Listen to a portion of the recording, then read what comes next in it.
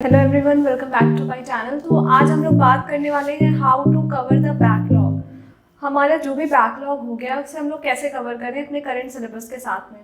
And it is one of the most requested topic, क्योंकि हम सभी लोग के साथ कुछ ना कुछ होता रहता है। कभी हमारी तबीयत ख़राब हो जाती है, कभी हमारा रूटीन बिगड़ा हुआ रहता है, हम जो टाइम टेबल बनाते हैं उसे पूरा नहीं कर पाते हैं, पूरी तरीके से फॉलो नहीं कर पाते, तो इस वजह से कुछ ना कुछ बैकलॉग्स हमारे हो गए रहते हैं।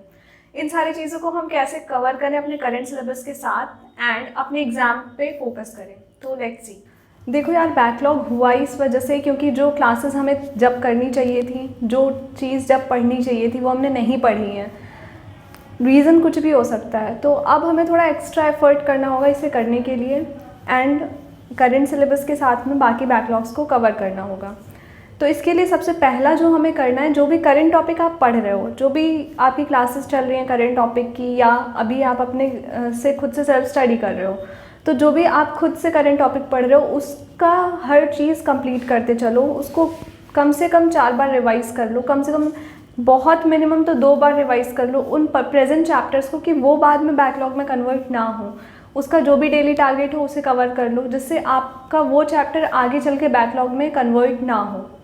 तो हम इस तरीके से पहले तो जो प्रेजेंट हमारा बैकलॉग है उससे एलिमिनेट। सेकेंड, ये हो सकता है कि हम जो चैप्टर पढ़ रहे हैं वो हमें समझ ही नहीं आ रहा है। क्यों? क्योंकि उसे पढ़ने से पहले में कुछ और चैप्टर्स थे जो पढ़ लेने चाहिए थे, तभी हमें ये चैप्टर समझ में आता। तो इस केस में क्या करेंगे? इस केस में ये करेंगे कि हमें सपोज़ नेक्स्ट वीक से हमारा जो भी चैप्टर स्टार्ट होने वाला है, या अभी इन मिड वीक हमारा कोई नया चैप्टर स्टार्ट होने वाला है, उस चैप्टर के जो प्री रिक्विजिट्स चैप्टर हैं हम पहले उनको कवर करेंगे 1-2 दिन दे के।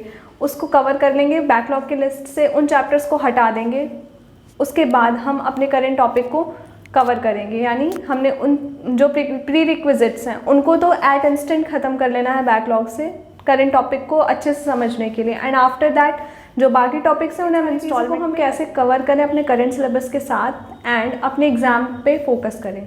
थर्ड, जो हमारे प्रेजेंट टॉपिक हैं उनकी थ्योरी और उनके क्वेश्चंस पे हम इक्वल टाइम देंगे, यानी हम इक्वली उन चैप्टर्स की थ्योरी को भी बहुत अच्छे से करने वाले हैं। और जो नीट एस्पिरेंट्स हैं जो इस साल नीट का पेपर देने वाले हैं, वो हाई वेटेड चैप्टर्स, जो आपके हाई चैप्टर्स हैं, उन पे आप ये चीज़ अप्लाई कर सकते हो कि आप अपने थ्योरी और क्वेश्चन उन चैप्टर्स को बहुत अच्छे से करो।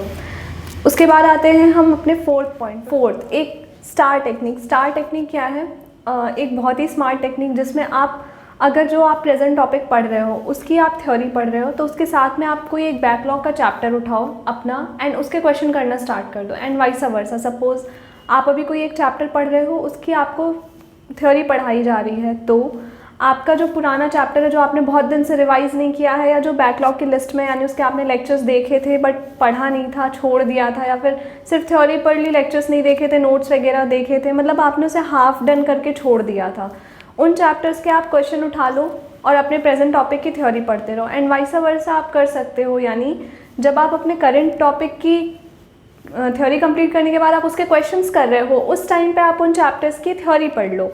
तो इस तरीके से आप एक साथ में 2-3 चैप्टर अपने कर सकते हो प्रेजेंट में, साथ के साथ आपकी प्रेजेंट टॉपिक्स के साथ आपके बैकलॉग्स भी इस तरीके से अच्छे से कवर हो जाएंगे।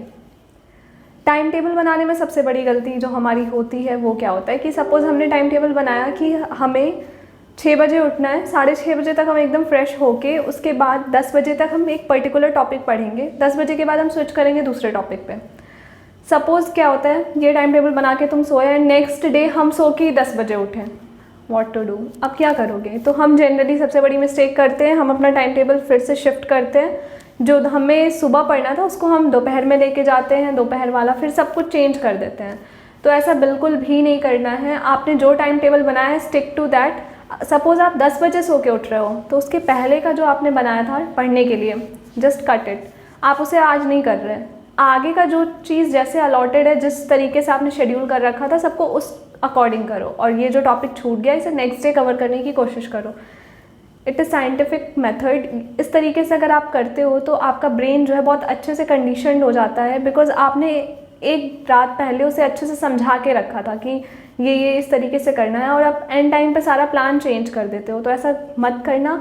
अगर आप एक पर्टिकुलर टाइम जो है, टाइम के बाद अपना काम स्टार्ट कर रहे हो, जो आपका अलॉटेड टाइम था वहाँ से नहीं कर पा रहे हो, तो जो उसके पहले का टॉपिक था वो हटाओ, ना कि उसकी वजह से पूरे शेड्यूल को डिस्टर्ब करो। अब जो चैप्टर्स बिल्कुल भी नहीं हुए हैं उन्हें कैसे कवर करना है, ये स्पेशली अभी नीट एस्पिरेंट्स जो है 2022 का जो पेपर देने वाले हैं उनके लिए। जो चैप्टर्स आपने एक बार भी नहीं कवर किए हैं, एक बार भी छुए नहीं, आप उन्हें कैसे कवर करें अपने नीट एग्ज़ाम के लिए। तो आई वुड सजेस्ट कि पहले आप उनका लेक्चर देखिए, एंड लेक्चर देखने से पहले या उसके साथ में आप टेलीग्राम चैनल से उनके लेक्चर नोट्स लेके रखिए साथ में। उन नोट्स को साथ के साथ रिवाइज़ करते चलिए, पढ़ते चलिए और लेक्चर से उसे समझते चलिए उन नोट्स को। इससे क्या होगा कि आपका टाइम कम कंज्यूम होगा, आपका टाइम बचेगा, क्योंकि आपको नोट टेकिंग नहीं करनी है।